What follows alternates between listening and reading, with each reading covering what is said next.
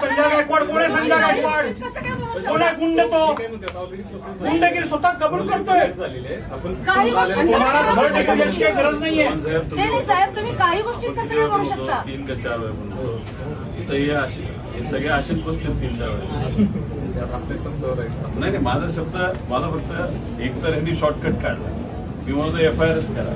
पण हे म्हणतात तुम्ही शब्द द्या, म्हणजे इथली माणसं फारच मवाळ आणि तुमचा विश्वास ठेवणारी आहे. मला फार वेगळा अनुभव आलाय. बरोबर हो पुण्यात आमचा विश्वास आहे दादा. नाही मग घ्या ना निर्णय. काय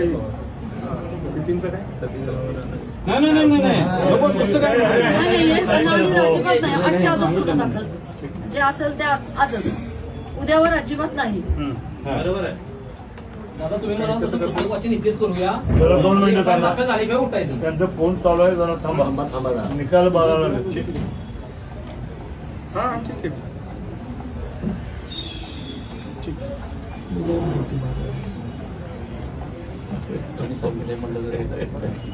आणि वय प्राप्त झाल्यानंतर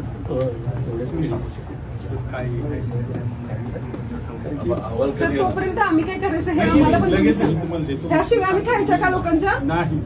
मग काय करायचं? त्यासाठी आम्ही बसलेला असं नाही. फोन आले ना बसलेल्या त्यानंतर फोनवरतीच त्याला अटक झाली असती, त्याची आमदारकी कालच गेली असती. तुम्ही काही करणार असता तर? अहो सर, तो आमदार आहे, लोकप्रतिनिधी आहे ना, त्याच्याकडे बघून शिकणार लोकं आहेत. सोशल मीडियावर काहीच नाही. सोशल मीडिया शब्द टाकला की अटक लगेच उचलता, तुम्ही लगेच असं उचलता. महाराष्ट्र पोलीस सॅल्यूट महाराष्ट्र पोलिसांना. सोशल मीडियावर लिहिलं म्हणून तुम्ही मुलगी बघत नाही, मुलगा बघत नाही, बहुजन समाजाचा बघत नाही, त्याला उचलून लगेच आत टाकता तुम्ही. सर, कोण आहे? आणि हिचं काय चालू आहे? कोण संजय गायकवाड आहे सांगा आता मला. का त्याला स्पेशल ट्रीटमेंट दिली झाली? तुम्ही सांगा. गृहमंत्र्यांचा दबाव आणून तुमच्या समोर सांगा, हे स्पष्ट करा त्यांच्या समोर.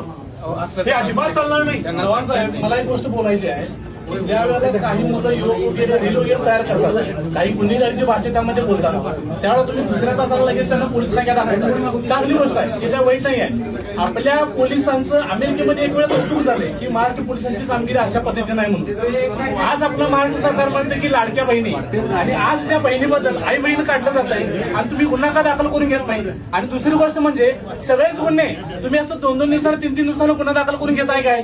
सगळ्याच गुन्ह्यामध्ये तुम्ही अभिप्राय घेऊन गुन्हा दाखल करून घेता काय? याचं उत्तर या पानसरे प्रेमीनं द्या. आणि जो व्यक्ती शिवाजी महाराजांच्या बद्दल, पानसरेंच्या बद्दल बोलतोय, त्याला आपण असंच सोडायचं काय? हे तुम्ही उत्तर द्या आम्हाला. आम्ही एक समाजप्रेमी, शिवप्रेमी म्हणून आम्ही तुम्हाला प्रश्न विचारतो साहेब, तुम्ही आम्हाला याचं उत्तर द्या.